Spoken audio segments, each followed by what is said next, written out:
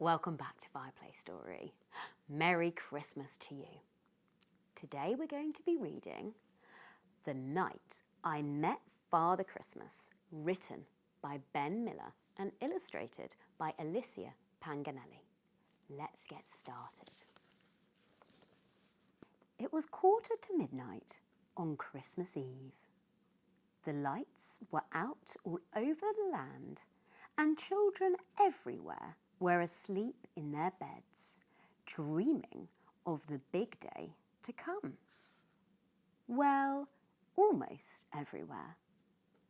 Jackson was awake, and however tired he felt, however heavy his eyelids, he was going to stay awake until Father Christmas came. The clock struck 12. First, there was the sound of bells in the sky. Then, from the roof, came a loud bang. The whole ceiling shook. Jackson raced down the stairs and burst into the front room. Soot and ash were falling from the chimney. An echoey voice drifted down. And then suddenly, whoosh! A tiny figure dropped into the fireplace. A tiny elf. "Oh," said Jackson. "Ah!" said the elf, stumbling backwards in surprise. He was rubbing his ankle. "I think I've twisted it." "You're Father Christmas," said Jackson. "But you're an elf." "Father Christmas? No. I'm a chimney inspector. Come to inspect your chimney, and it's fine. So I'll be off now, thank you." The elf tried to walk away, but winced in pain. Jackson raced to the freezer to fetch him a bag of frozen peas. Jackson helped the elf into a chair and passed him the peas. "You're Father Christmas," he said again, more firmly. "Your sleigh just landed on our roof. That's your sack of presents." "Okay, you got me," he chuckled. "You must be Jackson. Nice to meet you." "And this must be Rabbit," said Jackson. Father Christmas smiled. "You know, Rabbit was the first present I ever gave you when you were just a baby." "Thank you. I love Rabbit," said Jackson solemnly. "Well, I suppose I'd better be on my way," Father Christmas said. But as he stood to leave, ow! Oh dear. If I can't walk, how will I deliver my presents? Jackson thought for a moment. "Maybe I can help," he said. "Maybe I can carry you." It wasn't easy. Jackson had to carry Father Christmas and the sack of presents. But at last they managed to get onto the roof, where 9 enormous reindeer were waiting. Rudolph eyed Jackson suspiciously. "This is Jackson," said Father Christmas, giving Rudolph a pat. "He's helping me on my rounds tonight." Jackson waved nervously. "Everybody ready?" said Father Christmas, taking up the reins. "Yeah!" The reindeer took off at an alarming pace, heading straight for the trees at the dead end of the road. Jackson couldn't look. When he opened his eyes again, they were flying. Soon they were over the city. The lights below were as sparkly as the stars above. "Yeah!" said Father Christmas, urging the reindeer over Big Ben. Beneath them, the clock struck the hour with a single chime. "Do you really travel all around the world in one night?" asked Jackson. "How else would I deliver all the presents?" said Father Christmas. "Ah, here we are, France." "But how? We were in England just a second ago." "Elfish super speed, of course. Elves have the ability to move very, very quickly, and so does this sleigh when I'm in it." The next bit went by in a blur of rooftops and chimneys, front rooms and fireplaces, stockings and Christmas trees. Well, what happened?" said Jackson. He was feeling rather dizzy. "Super speed, rain, remember? Don't worry.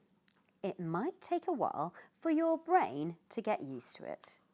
Wow, look at all of these houses that they're delivering to.